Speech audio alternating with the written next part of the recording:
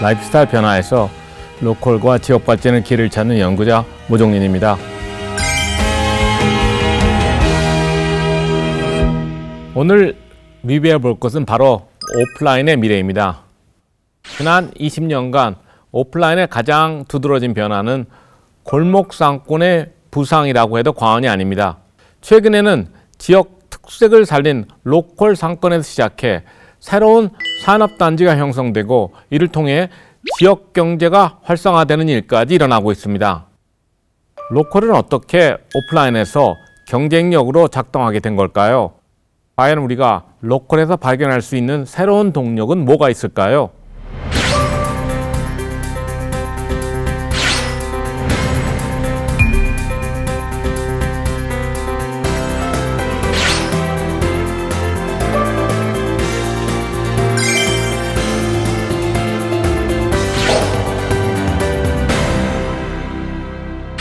최근 서울에서 가장 힙한 동네는 단연 성수동입니다.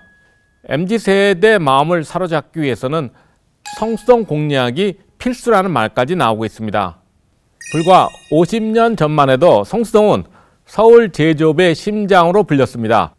하지만 세월을 이기지 못한 영세한 공장들이 하루가 멀다고 멈춰서면서 일종의 낙후된 공장, 창고 부지 지옥으로 남게 됐죠. 그런데 그랬던 성수동이 어떻게 지금은 MZ세대가 열광하는 핫플로 자리매김한 걸까요? 성수동의 변화가 일어난 기점은 2011년 대림 창고가 생겼을 때부터입니다. 1970년대에는 정미소, 1990년대에는 공장 부자재 창고였던 곳이었죠. 이 창고를 개조한 창고형 갤러리 카페가 문을 연 겁니다. 이곳에서 젊은 예술가들이 다양한 예술 행사를 주도하면서 동네가 알려졌습니다. 앵커 스토어 역할을 한 대림 창고를 선구자 삼아 일대 창업 바람이 불었죠.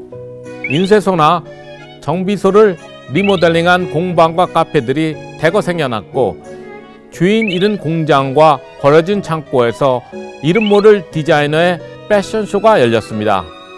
빛바란 시멘트벽은 신진 작가의 갤러리로 변신했습니다.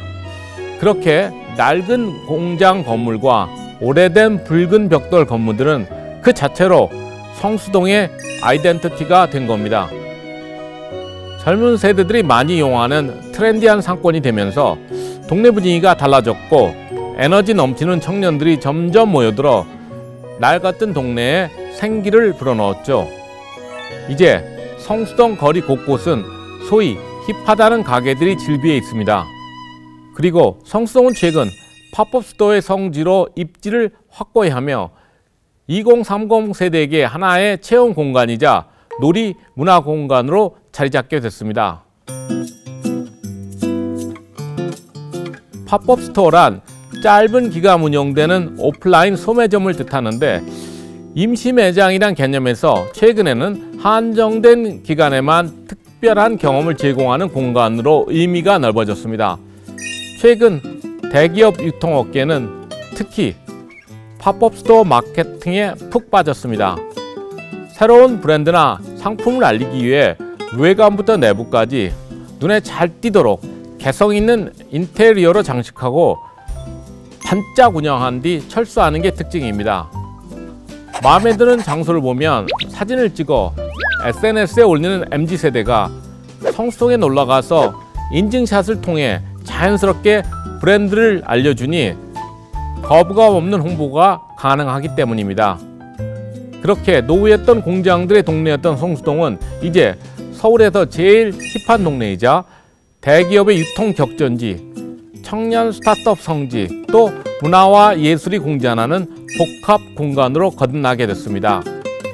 잘 키운 로컬의 힘은 실로 대단합니다. 고즈넉한 도심 주택가뿐 아니라 세월이 흡수고 간 쇠퇴한 지역에도 상권이 들어서 해당 지역을 순식간에 문화직으로 되살리기 때문입니다. 홍대, 이태원, 삼청동, 가로수길 같은 1세대 골목 상권은 이미 오래전부터 단순한 상권을 넘어서 연예, 디자인, 패션, 화장품 브랜드를 배출하는 도시 산업 생태계로 발전한 지 오래입니다.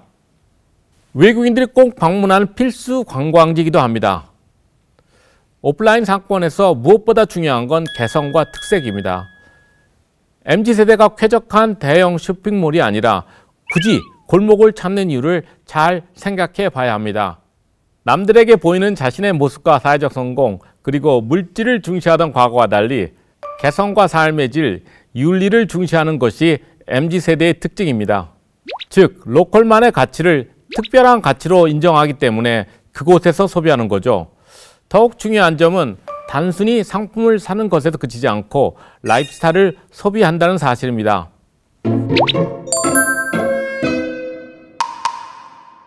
새롭게 떠오르는 골목 상권이 많은 반면 쇠락하거나 위기에 처한 골목 상권도 많습니다. 리단길 신드롬을 따라 생겨났던 수많은 전국 리단길들은 경리단길을 필두로 하나둘 위기를 맞고 있죠. 물론 상권이 뜨면 항상 겪게 되는 딜레마인 젠트리피케이션으로 인해 소상공인이 많이 떠난 탓도 없지 않습니다.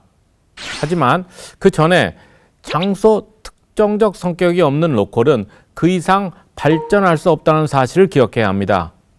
새로움은 찾지 않고 소위 SNS 감성의 모던하고 힙한 느낌만 쫓는 특색 없는 가게가 늘어날수록 골목의 정체성은 사라지고 맙니다. 그리고 신선함과 특별함을 위해 찾아온 젊은 세대는 가차없이 다른 곳으로 발걸음을 옮깁니다.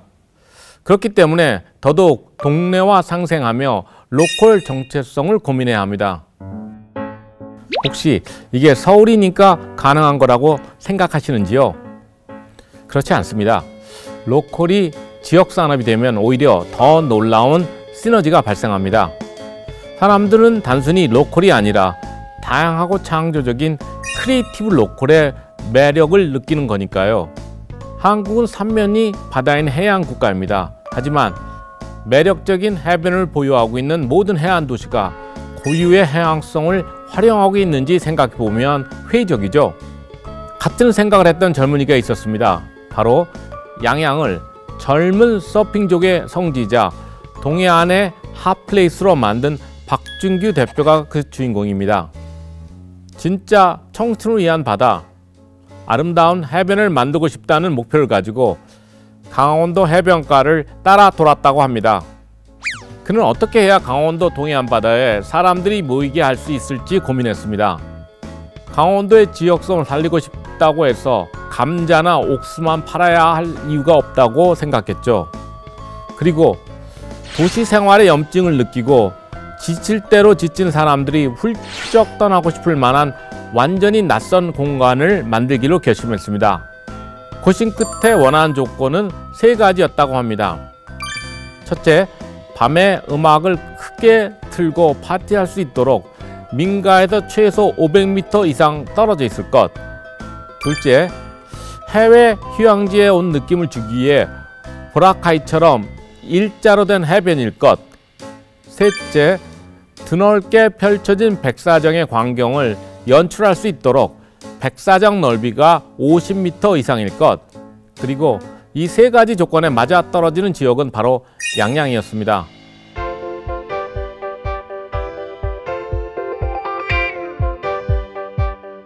양양에서 시작된 서핑 문화는 양양 부근 동해안의 풍경 자체를 바꿔놓았습니다. 이제는 연간 80만 명이 넘는 사람들이 찾아 여가를 즐기고 가는 지역 산업이자 플랫폼이 되었기 때문입니다. 지역 고유의 자원인 바다를 활용해 지역만의 라이프스타일과 산업을 창조해낸 겁니다. 양양의 서핑 산업은 결코 작은 산업이 아닙니다. 양양군은 서핑으로 인한 지역경제 유발 효과를 약 300억 원으로 추정합니다. 전국 서피숍의 약 60%에 달하는 70여 개의 서프숍이 양양에 위치해 있습니다. 양양은 한국을 대표하는 서핑 도시로 거듭나기 위해 박차를 가하고 있죠. 오프라인의 미래는 결국 로컬로 수렴합니다. 그건 바로 온라인이 대신할 수 없는 로컬의 가치 때문이죠. 우리는 지역색을 바탕으로 산업 생태계로 전환된 상권과 로컬에 주목할 필요가 있습니다. 산업 생태계가 중요한 이유는 두 가지입니다. 첫째, 한국이 더 성장할 수 있는 라이프스타일 산업, 즉 의식주 생활산업의 새로운 브랜드를 크리에이터가 모이는 골목상권에서 육성할 수 있기 때문입니다. 그리고 둘째로 소멸 위기에 빠진 지역 소도시에 필요한 새로운 지역산업을 골목상권을 통해 육성할 수 있기 때문입니다. 앞으로 로컬은 오프라인 비즈니스의 핵심 자원이 될 것입니다. 결국 사람들은 특색 있는 골목에 모이고 문화를 만들고 산업으로 성장함으로써 경제가 활력을 얻게 되는 거죠. 이게 바로 경제학자인 제가 골목을 연구하고 로컬 문화를 연구하는 이유입니다.